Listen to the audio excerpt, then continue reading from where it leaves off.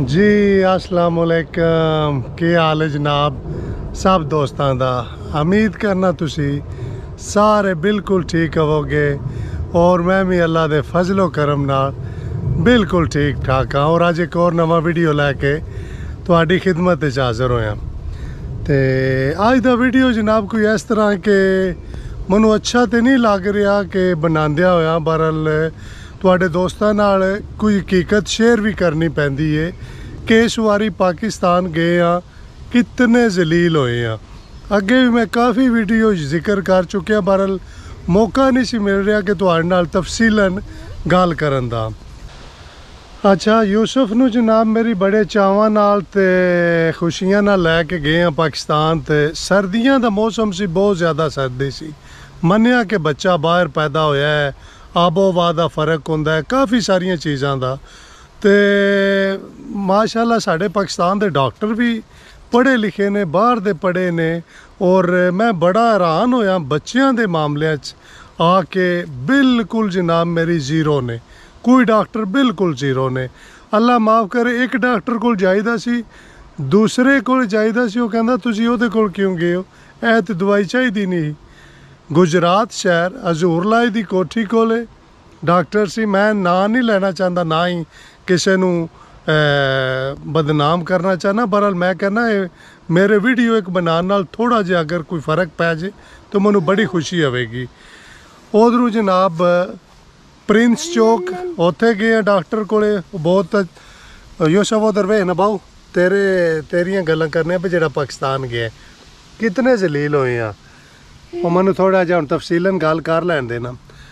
डिंगे शहर गए जनाब, आमर जुवेद अस्पताल, उधरों एक और सी डिंगे कोलियां रोड ते ना खारियां हल जांदा रस्ता, एक लड़का सी ओहदे कोले भी गए, एक सर्विस स्टेशन के अगले पासे।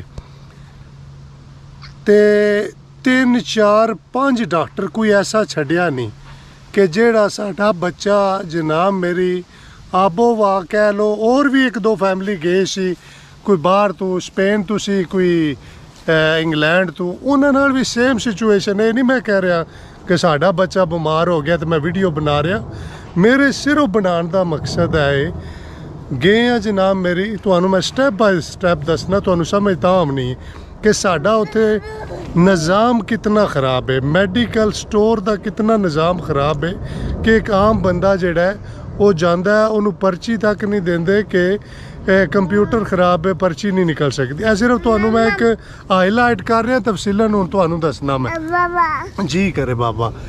अच्छा जनाब गए हैं पाकिस्तान ते यूसुफ बहुत सख्त बीमार हो गया, रोंदा ही रोंदा हा, चुप नहीं करता, रो रो के यकीन करो कोई छुट्टी का मज़ा नहीं आया, बहुत जलील होए हैं।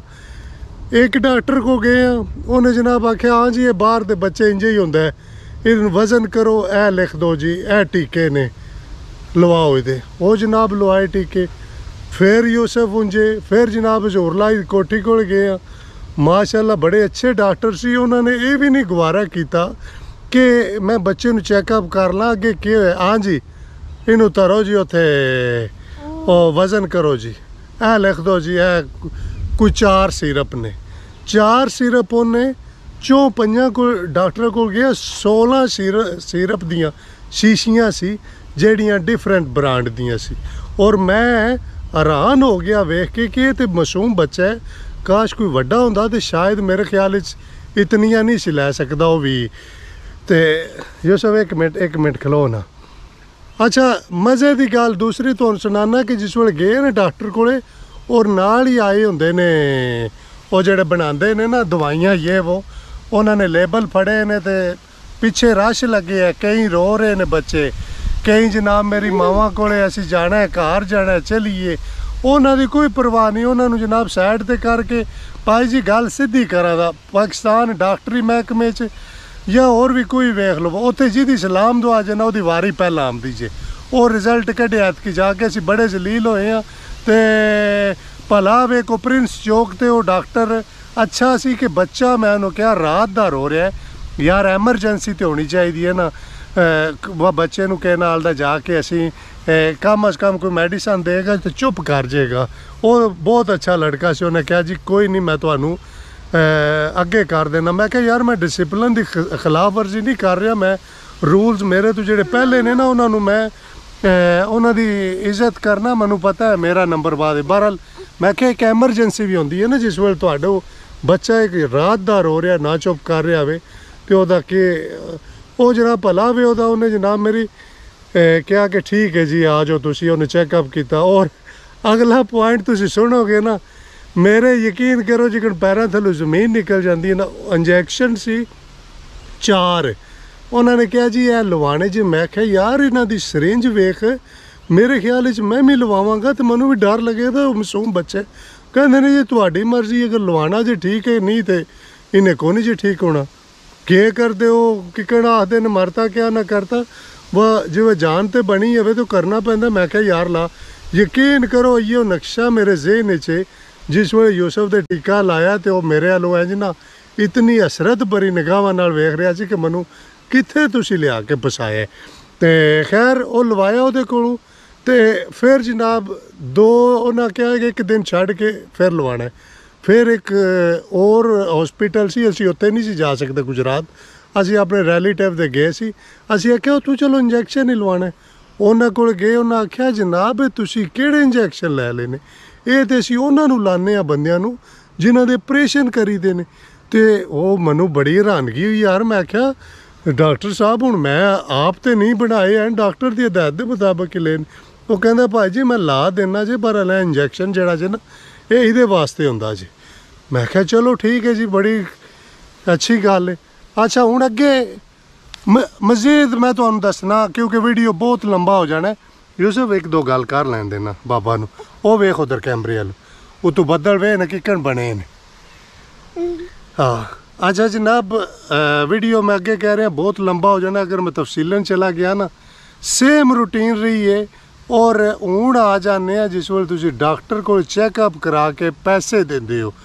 जिस वेल तुसी पैसे देंदे हो जनाब मैडिकल स्टोर वाले हजूर लाई दी कोठी का मैं वाकया सुनाना। पहले नंबर उतों मैं जो है हजूर लाई दी कोठी दे विच नहीं है, हॉस्पिटल नज़दीक आ। अच्छा उत्थे जिस वेल गए हाँ तो मैं क्या मैडिकल स्टोर तो यह है जी थोड़े 850 रुपया बने। मैं क्या ठीक है, मैं क्या सानू पर्ची चाह दो जी पे स्लिप। नहीं कंप्यूटर खराब है तो वो नहीं निकल ली। मैं क्या यार सारिया दे कंप्यूटर खराब ने। मैं क्या मनु कोई फर्क नहीं पैन लगा देंदिया। तो मैं क्या जो कोई गरीब मजदूरी करके दिहाड़ ला के आंदा है तो वह बच्चा बीमार है तो उन्होंने क्या पता लगेगा कि ना तुहाड़ियां दवाइयां ते लिखे है, कोई शरबत की शीशी है ਉਹਦੇ ਤੇ ਵੀ ਉਹ ਕਿਧਰੇ ਹੈ ਲਿਖਿਆ ਆਵੇ, ਪਰ ਜ਼ਿਆਦਾਤਰ ਨਹੀਂ ਲਿਖਿਆ ਆਉਂਦਾ। ਬਾਕੀ ਉਹ ਆਮ ਜੇ ਖਾਕੀ ਲਿਫਾਫੇ 'ਚ ਪਾ ਦਿੰਦੇ ਨੇ ਗੋਲੀਆਂ, ਹਾਂ ਤੇ ਉਹ ਜਨਾਬ ਦੇ ਦਿੰਦੇ ਨੇ। ਉਹ ਮੇਰੇ ਪਿੱਛੇ ਹਾਲਾਂਕਿ ਇੱਕ ਬੰਦਾ ਸੁਣ ਰਿਹਾ ਸੀ, ਕਹਿੰਦਾ ਭਾਈ ਜੀ ਤੁਸੀਂ ਬੜੀ ਅੱਛੀ ਗੱਲ ਕੀਤੀ। ਮੈਂ ਕਿਹਾ ਯਾਰ ਕੋਈ ਥੋੜਾ ਜਿਹਾ ਨਿਜ਼ਾਮ ਠੀਕ ਕਰੋ, ਪਰਚੀ ਤੁਹਾਨੂੰ ਦੇਣੀ ਚਾਹੀਦੀ ਹੈ, ਤਫਸੀਲਨ ਲਿਖਣਾ ਚਾਹੀਦਾ ਹੈ, ਟੈਬਲੇਟ ਐਨੇ ਦੀਆਂ ਨੇ ਛੱਡੋ ਉਹਦੇ ਹੱਲ ਖਤਮ। ਡਿੰਗੇ ਸ਼ਹਿਰ ਜਨਾਬ ਗਏ, ਉੱਥੇ ਮੈਨੂੰ ਆਮਰ ਜਵੇਦ ਹਸਪਤਾਲ बहुत अच्छा लगा सिस्टम उन्होंने। उन्होंने डॉक्टर जनाब चैकअप किया, ठीक है। उन्होंने शरबत दी शीशियाँ तो 3-4 मेरे दित्तियां सी, पूरा उन्होंने नाक किए ने उस पल्लू। बहरहाल उन्होंने जोड़ा मैडिकल स्टोर उत्थे जनाब मेरी तुहानू एक एक चीज़ का पता लगता है कि वो कितने दी है और वो सब तो पहला जनाब मेरी ओदी तुसी पे करनी है फी मसला उन्होंने पैसे पे करने ने तो तुहानू लभने ने। तो मैनू बहुत अच्छा लगा उन्होंने यह निज़ाम। और दूसरे नंबर पर यार मेरी डॉक्टर साहबान नाल गल है, इत्थे हुण असीं यूरोप विच आ ना, यूनान रहे हैं, उत्थे सी डिपोन सिरप बच्चों का, इत्थे रहे हैं इत्थे पानाडोल सिरप है। यूके या होर कोई कंट्रियां ने ना उन्हें अपने अपने पैरासीटामोल कोई इस तरह के बनाए। पाकिस्तान वाहे उत्थे हुण मैं भी आखा ना जाके मैं अपना एक जनाब मेरी कोई शरबत बच्चों दे तो कोई इस तरह का खोल लवां खाता तो जाके बेच ला, तो यह यार मनु बिल्कुल अच्छा नहीं लगा। कम अज़ कम तुसी भी बच्चों के मामले विच थोड़ा जिहा अगे आवो, कोई इस तरह के प्रोडक्ट बनाओ कि एक ही तुहानू सिरप लेना पवे, बार बार ना लेना पवे। उत्थे हुण साडा हस्पताल जितना वास्ता पिया, एक दो बच्चा ऐसा सी वो कह रहे ने ना कोई खांदा ना पींदा, महीना हो गया बोलते ही नहीं, बस इंजे लम्मा पिया रहिंदा। हुण हैरानगी वाली गल सी। और मेरे सामने वो डॉक्टर साहब कोल गए ने तो उन्हें जनाब मेरी हाँ जी वजन करो जी नो टैबलेट दे। कहते ने अगे भी आए हैं तो इंजे ही किया ने तो हुण भी इंजे ही। तो यार थोड़ा जिहा ख्याल रखा करो। और प्लीज़ जेह्ड़े मैडिकल स्टोर वाले हो, खुदा दा ना जे जेह्ड़ा गरीब तबका है, आम तबका है, उसका बहुत ख्याल रखा करो। वो मजदूरी करके दिहाड़ ला के जिस तरह वो देंदे ने उत्थे दवाइयां दे ये वो, कदे उन्हां को पुछया करो किस तरह गुजरदी है। तो यकीन करो इस दफ़ा आख्या कि सर्दियाँ जिंदगी च नहीं जाना। और यूसुफ का वो हाल होया कि असी एक मिनट ना कोई मज़ा आया छुट्टी का और ना कोई उत्थे सुकून आया है रहन का। तो बड़ी दफ़ा दिल किया है हूँ लगे यूसुफ की वजह तो काफ़ी गल्लां जनाब मेरी नहीं कर रहा, क्योंकि ये जवान ने हूँ जाना कहता पे घर के खेडता रहा वाह बच्चे। तो बहुत अफसोस भी होया है, इतने पढ़े लिखे डॉक्टर बाहर तो जाके फिर उत्थे जनाब मेरी इस तरह दियां मेडिसन इस तरह का वो बच्चों का बिल्कुल नहीं ख्याल करते। बड़ी हैरानगी होंदी है। मैं इत्थे तुहानूं दसना एक गल, मैं मैडिकल स्टोर ते दवाइयां सप्लाई कीतियां और इत्थे दा पता जी कि निज़ाम है स्वीडन का।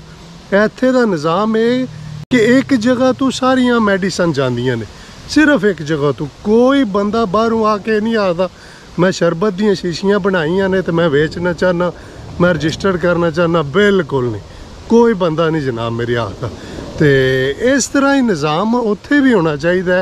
ये नहीं कि उत्थे जनाब मेरी एक फाइल फड़ी होंदी है, बाहर तू पैंट शर्ट पाई होंदी है तो बाहर एक बैठे होंगे कुर्सी ते, भाजी असी है नवी प्रोडक्ट तैयार की ते ओ जी बस डॉक्टर साहब वेले हो लगे। डॉक्टर साहब भी आखते जी वेलकम जी, ए फलाना सिरप है ये वो। 16 सिरप दी शीशियाँ सी और उन्हें 16 के बजाय एक इथों पानाडोल सिरप की शीशी स्वीडन तो के नाल गई सी, ओहदे नाल यूसुफ नूं आराम आया। हुण इतनियां शीशियां मैं नहीं आ सकता कि मैं भेजा पाकिस्तान सारे बच्चों को आराम आ जाए। मेरा दिल है ये कि जेडे डॉक्टर साहिबान ने खुदा दा ना वो भी कोई थोड़ा जिहा ख्याल करन ते अपने जेड़ा गरीब तबका है उन्होंने थोड़ा जिहा एक तो ये ना आखड़ के बाहरों काल आई है बंदा पिछू आया तो अंदर पहला वड़ गए, इन्हां चीज़ों का थोड़ा जिहा ख्याल रखा जाए।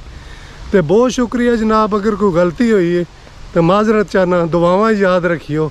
ओके रब सोने दे वाले, अल्लाह हाफिज़।